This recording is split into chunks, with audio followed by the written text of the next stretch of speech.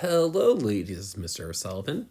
Today we're going to be looking at lesson 2-6, which is our final lesson of this unit, function rules and graphing. Just giving you a heads up, on Wednesday you will be having a test. Tomorrow we are reviewing using our Delta Math review. Today's learning target is, I can graph a function rule by graphing it on a given domain. So before we go into this, we are going to be using our calculator for a lot of this, just a heads up. So make sure that you have Calculate 8.4 or you have the TI in the back or you have your own graphing calculator. So what we're going to be doing just for the first few moments of this lesson is just thinking about y equals 2x. Y equals 2x. We are so used to seeing things as y equals this, y equals that, etc. What we need to know, though, is that the value of y depends on the number of you replace x with. So like, for instance, my value of y right here is going to change if x is 1 or x is 2 or x is 3 or x is 4 or even x is 1,000. It will always change. So it's important to know that y will always be your dependent variable and x is your independent variable, because it doesn't really matter what x is. I can make x 1,000 and it won't change, but my y value will. So in order to show that independent and dependent relationships, like for instance, we are dependent on our parents. So like for instance, when I was growing up, I depended on mom and dad to get me to school because I lived in the suburbs. Whereas like for instance, now like most of you depend on the subway to get to school. You take the 4 or the 5 downtown, or you even take the 2-3 downtown. I take the Q to the 4-5. So in order to show this independent-dependent relationship, we use function notation, especially at the high school level, because function notation is just much more, how do I put it, sophisticated than just saying y equals. So if I see this letter f in front of my parentheses, what we're saying is we're saying f is the name of our function. So f is the name of your function. You could have put an a there, you could have put a q there, you even could have put a t there. That x is telling you that x is your input.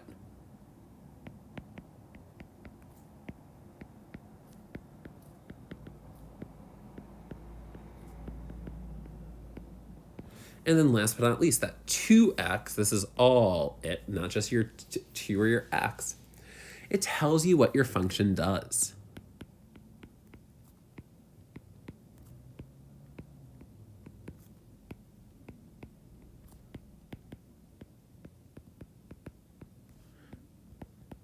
So like for instance, I take my x value and then I just multiply by 2. For instance, if I had, say, just something like this, I'm going to write it out to the side. You don't need to write this. If I had, say, f of x equals 3x plus 5, I'm taking my x value, multiplying it by 3, and adding 5. Okay. God, I love math. It's so much fun. I don't get how you all aren't as excited as I am. This says, though, that the value of your function depends on the value you put in. So, like, your range, your outputs, your y value, sorry, I forgot what the third one was for a second. They all depend on those inputs. They depend on your domain. Your domain, we depend on that domain. So that domain is independent.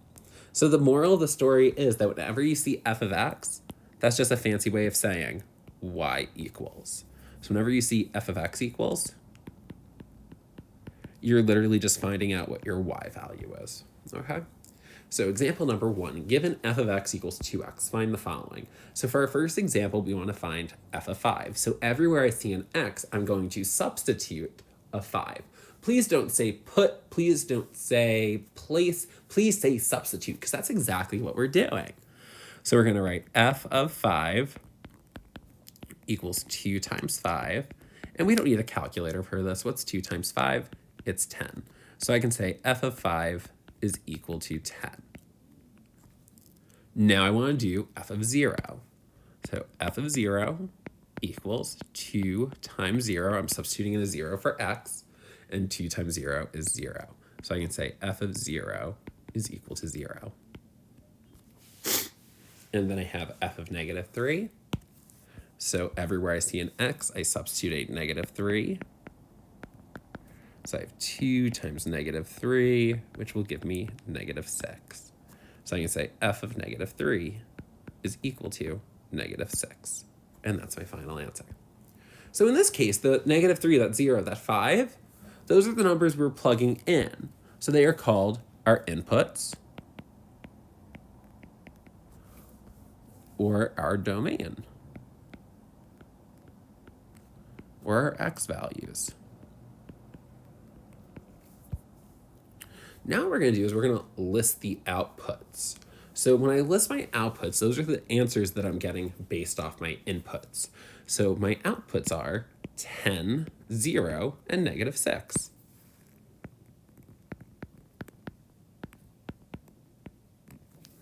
Now, part says, for what values of x will f of x equal -14? So if I'm saying f of x equals -14, and I know f of x equals 2x, I can just do 2x equals -14. How do I get rid of that x? Divide by 2, divide by 2, I get x equals -7.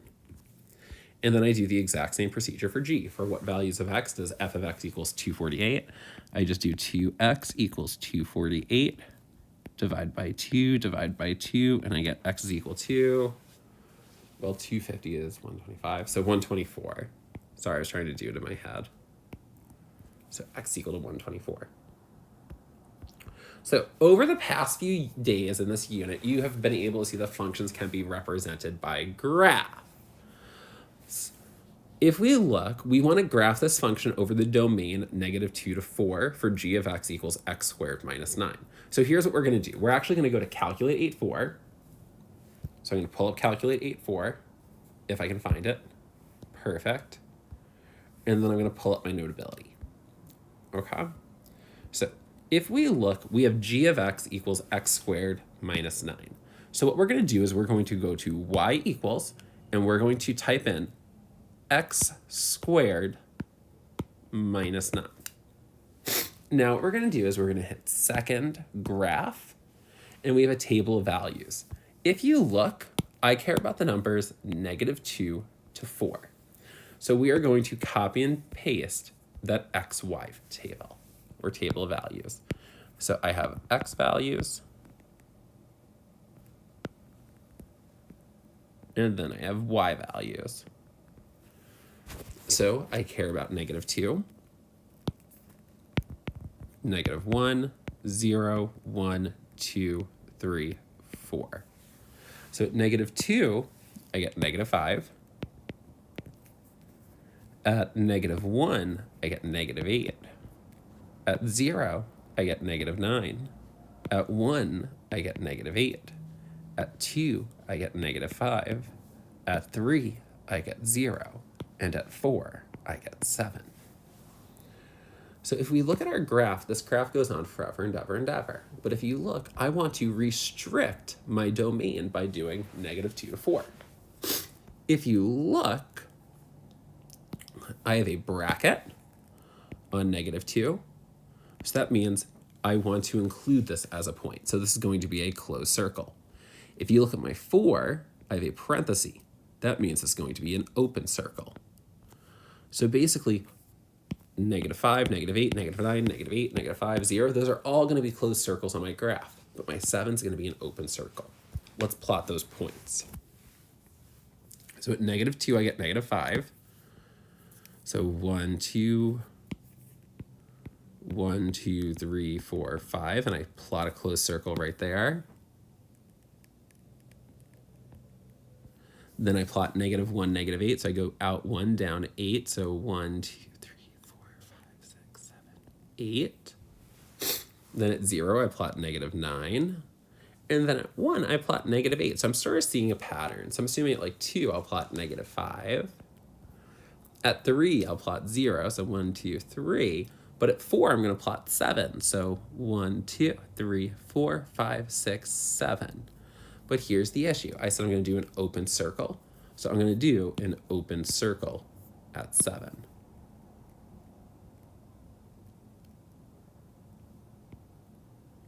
Like this. So that's basically telling me that I'm not including that as a point.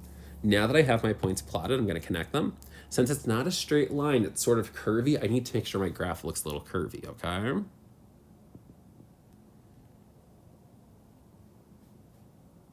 And that's your final answer. You just graphed a function with a restricted domain. Note, we are not using arrows because your domain is restricted.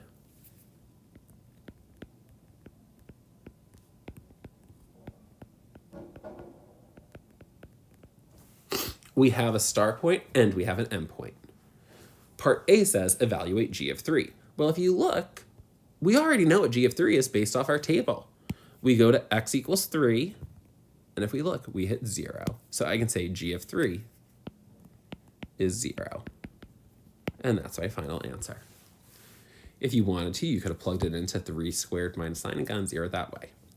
For what values of x does g of x equal -5? So basically, I go to my y values and I look to see where I get -5. I get it at x equals -2, and I get it at x equals 2. So I can say x is equal to -2, and x is equal to 2. Number 3, graph the function h of x equals -2x plus 1. So since this one doesn't have a domain restriction, I'm going to plot every single point on my calculator. So I'm going to pull up calculate 8-4, go to y equals, hit clear, and type in -2x plus 1. I'm going to hit second graph. I'm just going to go to the left a little, and at -4, I have 9. So I'm going to plot -4, 9. So 1, 2, 3, 4. 1, 2, 3, 4, 5, 6, 7, 8, 9. Plot a point. At -3, I'm going to plot 7. So 1, 2, 3, 1, 2, 3, 4, 5, 6, 7. At -2, I'm going to plot 5. So 1, 2, 1, 2, 3, 4, 5. If you look, I see a pattern. I'm going to go down 2, right 1, down 2, right 1. So that's what I'm going to do. I'm going to go down 2, right 1. Go down 2, right 1. Down 2, right 1. And then just keep on doing that pattern. And then I run out of room. And then I'm going to just draw a line connecting those points. And that's your final answer. So you just graphed it. So now it says evaluate h of 4. So basically, I can go to my graph and go out to x equals 4. So I do 1, 2, 3, 4. I go down. This is my y value. So I'm going to look right here. So -1, -2, -3, -4, -5, -6, -7. So I can say h of 4 is equal to -7. And that's my final answer. Now B says for what values of x does h of x equals 5? So that's my y value this time. So I want to find out when y is equal to 5. So I go up to y equals 5. 1, 2, 3, 4, 5. If I look, I hit it right here. I go down. That is x equals -2. So I can say x equals -2. And that's it for today. Don't forget to start working on your quiz review. If you have any questions, email myself or Ms. Townsend.